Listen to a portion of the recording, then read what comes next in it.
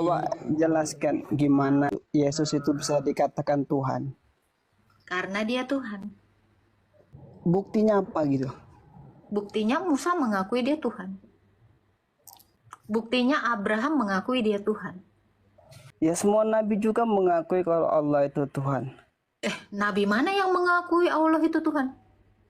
Cuma Nabi Muhammad kan? Makhluk pertama kali diciptakan itu apa? Langit dan bumi.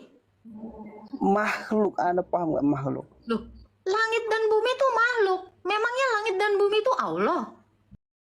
Semua yang di dunia ini secara Islam cuman ada holik dan makhluk. Katanya kau udah belajar tauhid, saya udah belajar makrifat. Kita bicara makrifat, sekarang saya tanya, siapa Allahmu? Berarti Anda itu belum kenal Tuhan Anda itu. Kenal, saya tuh kenal Tuhan saya. Kamu yang nggak kenal Tuhanmu.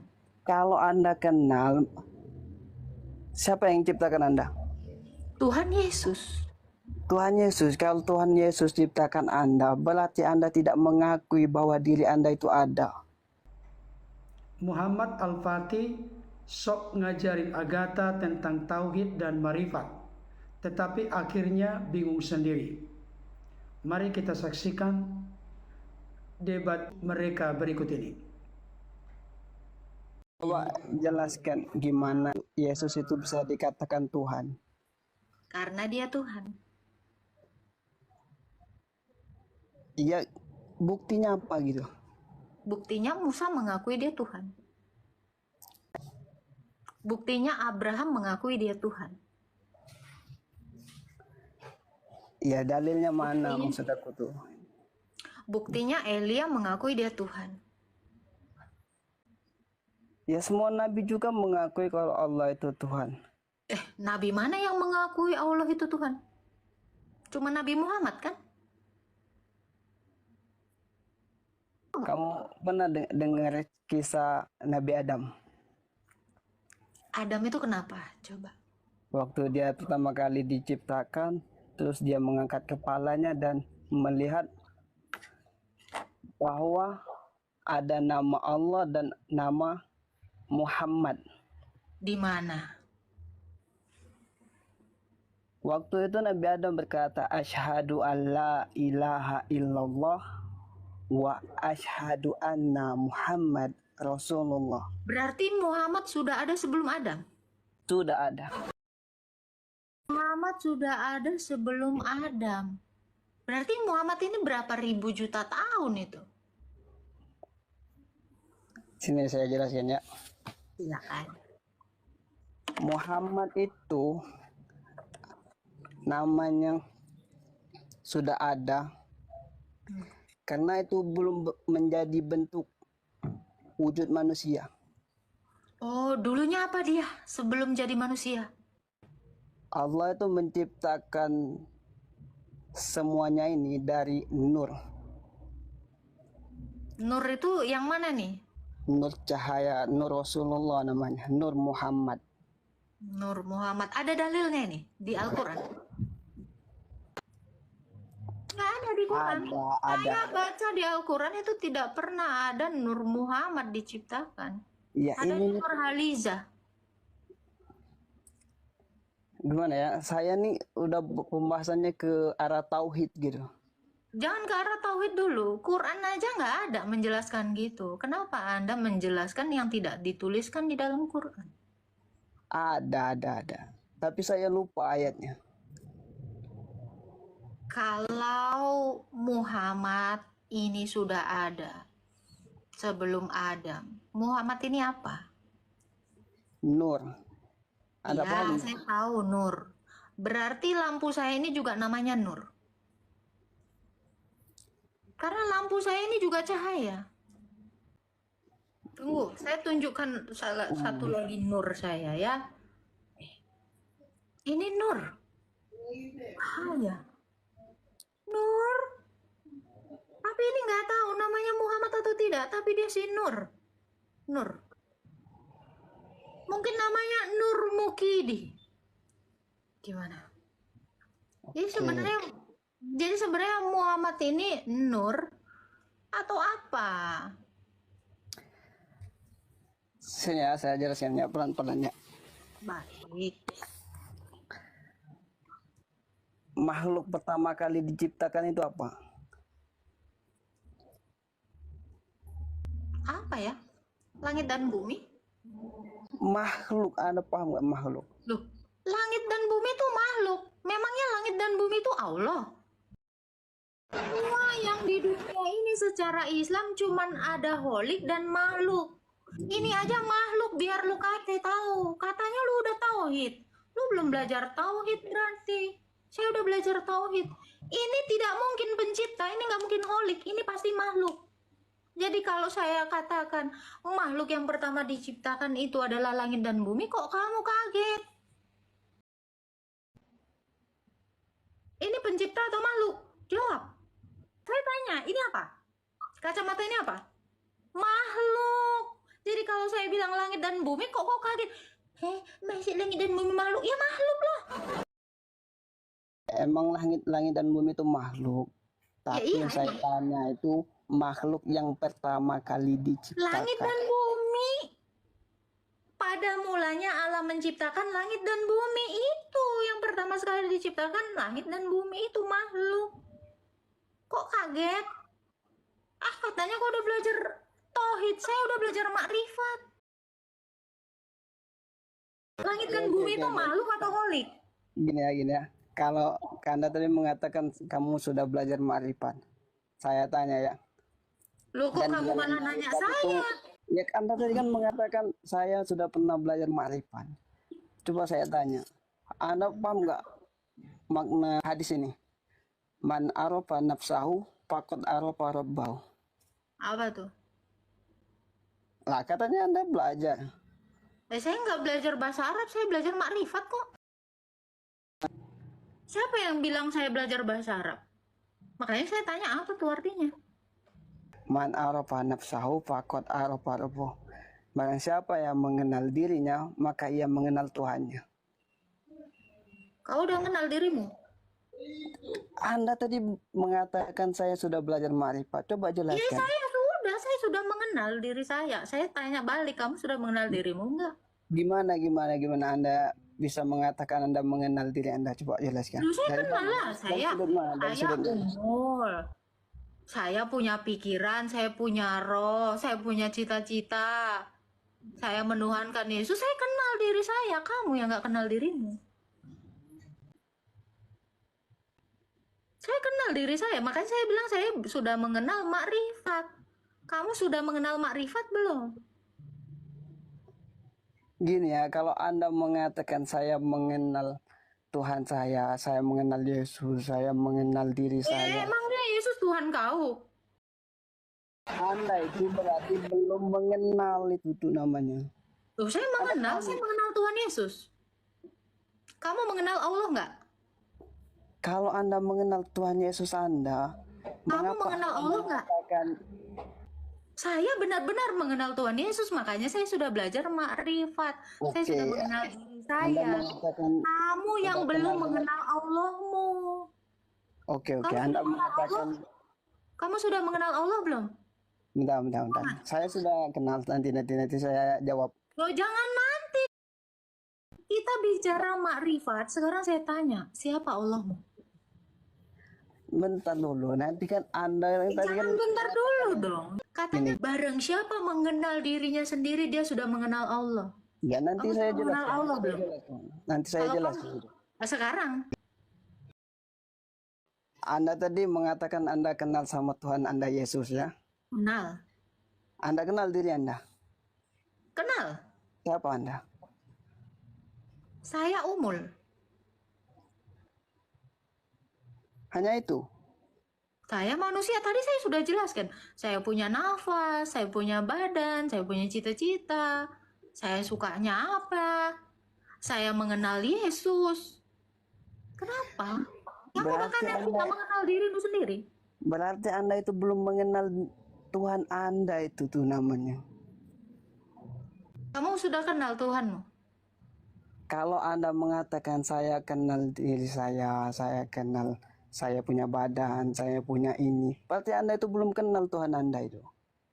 Kenal, saya tuh kenal Tuhan saya. Kamu yang nggak kenal Tuhanmu.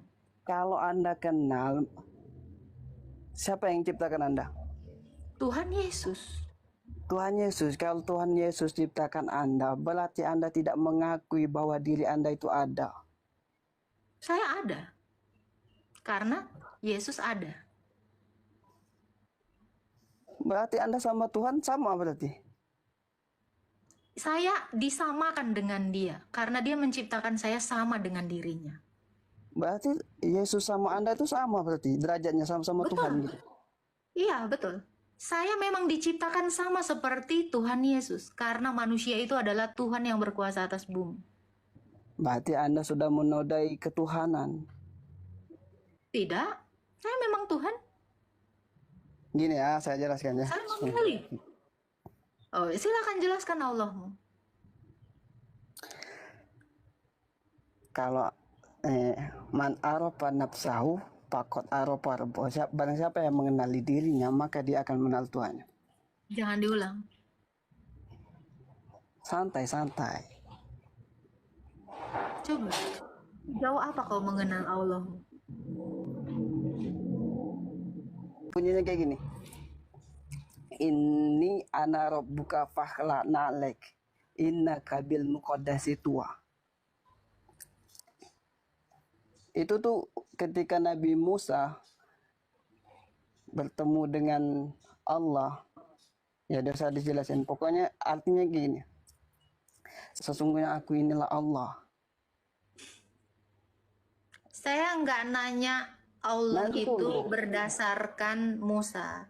Nanti saya Kamu jelaskan mengenali sama logika. Allahmu enggak? Ya nanti saya jelaskan ke logika. Sini ya. Ini ana rabbuka fakhla'na 'alaik. Innaka bil muqaddasi tua. Artinya, Sesungguhnya aku inilah Allah, kata Allah. Maka lepaskanlah kedua terompamu. Ketika Allah sedang berbicara kepada Musa. Kedua terompa itu hakikat dan ma'rifatnya itu. Aduh, gimana ya? Mau jelasin? Astagfirullahaladzim. Ini paling gampang. Anda nggak usah ngurusin sendalnya Musa. Maksud kedua terompa Sekarang itu. Anda kenalkan saja Allahmu. Dengar ya, Dora. Saya nih kata guru saya nggak boleh jelasin. Cuman nggak apa-apa nih. Nggak apa-apa. Sekarang gini Muhammad. Kata Kalau kamu mengenali dirimu, siapa dirimu? saya tidak ada, bukan siapa-siapa saya nih. Kamu tidak ada. Tidak ada. Berarti Allahmu tidak ada. Itulah yang dikatakan. Karena mengenal dirimu sama seperti mengenal Allah. Kalau kamu mengaku tidak ada, maka Allahmu tidak ada. Sudah selesai dong pembicaraan kita. Saya katanya Anda ini belajar ma'rifat. Tapi Loh, Anda nggak saya tahu. tadi sudah mengajarkan Anda. Kamu ada? Ada, saya bilang. Kenapa kamu ada? Loh, tadi saya menjelaskan dengan tegas dan jelas. Saya ada karena Yesus ada. Kalau Anda tidak ada, berarti Allah tidak ada. Sesuai dengan kamu mengenal dirimu sama seperti kamu juga mengenal Allahmu. Makanya kamu berhati-hati dalam bernarasi. Gurumu panggil sini. Siapa ustazmu? Gini ya. Anda ini berarti tidak belajar berarti. Nah, kamu saja tidak bisa mempelajari apa yang sudah kamu nyatakan. Kata kamu dengan logika. Kalau kamu sama seperti kamu mengenal Allah, jika kamu tidak ada, maka juga Allahmu tidak ada. Logika dong. Karena Allah itu tidak mau disamakan sama makhluknya. Anda ini paham tidak? Kalau Allah tidak mau disamakan dengan makhluknya, kenapa dia sudah sama seperti makhluknya? Bagaimana Anda bisa mengatakan seperti itu? Allahmu beranak nggak? Tidak. Kenapa sama dengan batu tidak beranak? Batu itu Selesai. Dia sudah sama dengan benda mati. pencipta sama dengan ciptaannya. Makanya saya tidak pernah menyalahkan ketika saya mengatakan Yesus itu menciptakan saya sesuai dengan gambarnya. Kenapa Allahmu yang tidak mau disamakan dengan makhluknya? Dia sudah sama seperti Allah. Sekarang saya tanya, Allah itu nama atau tidak? Allah itu nama. Kamu punya nama tidak? Tidak. Kamu tidak punya nama. Jangan menipu dirimu sendiri karena kamu sudah sama seperti Tuhanmu Saya yang ini Mama. saya ini tidak punya nama. Tetapi saya Lalu ini Muhammad Al-Fatih ini siapa? Sekarang saya tanya, Muhammad Al-Fatih, diberi nama untuk mengetahui bahwa saya itu Muhammad Al-Fatih ini nama atau tidak? gini ya. Udahlah, kamu udah terlalu malu. Jangan coba-coba menggunakan logika dengan saya, karena saya juga berlogika. Kau tidak lihat jidatku ini, sangat berlogika ini. Kenapa cepat sekali? Kamu bahkan belum memperkenalkan Tuhanmu. Sulit, saudara-saudara, sulit.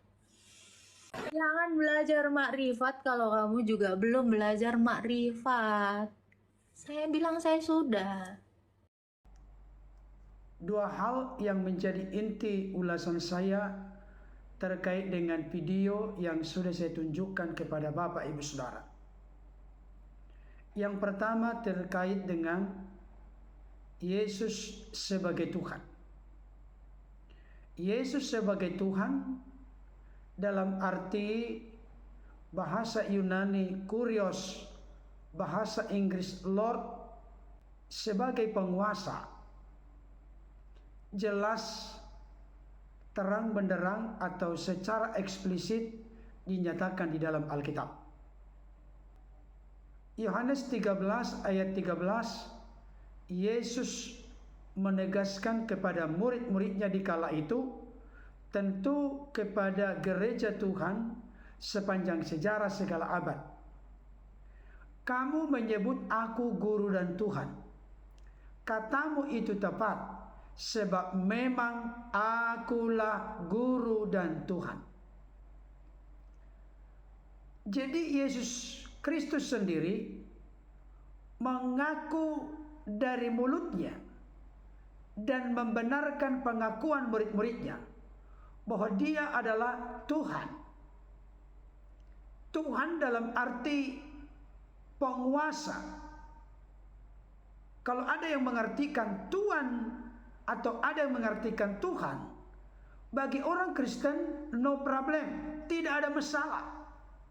Yang penting ruang lingkup kekuasaannya yang menjadi sorotan dan perhatian bagi kita.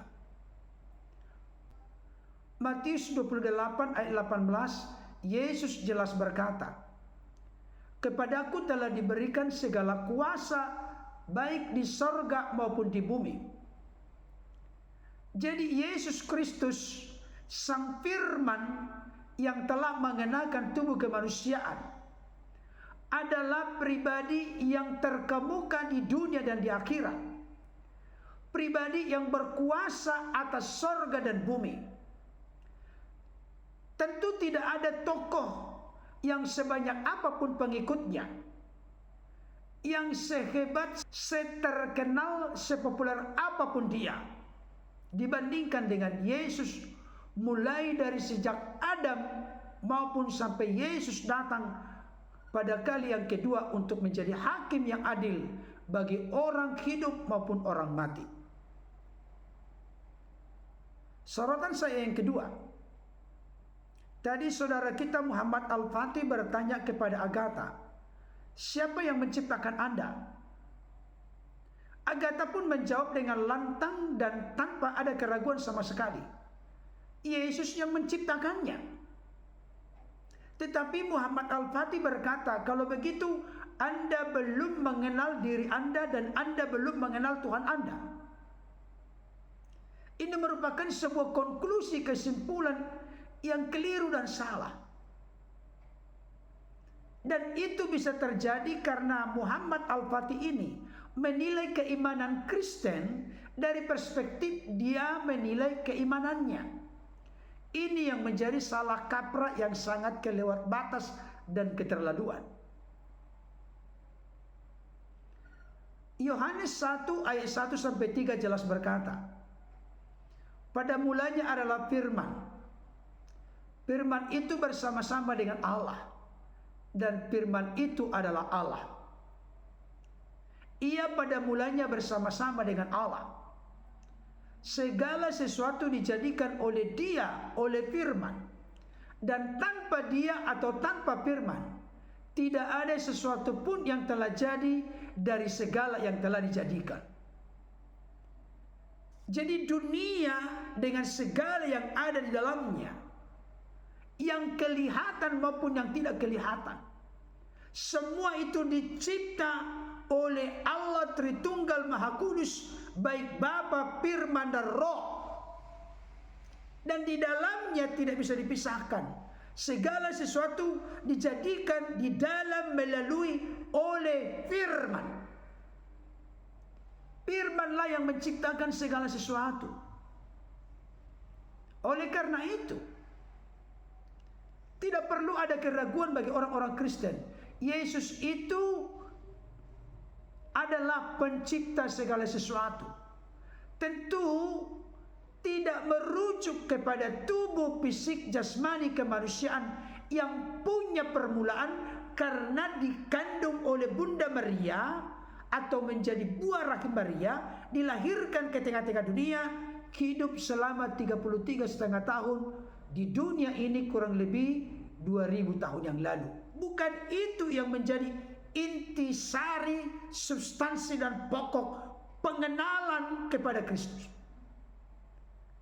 Itu namanya pengenalan yang tidak komplit dan lengkap.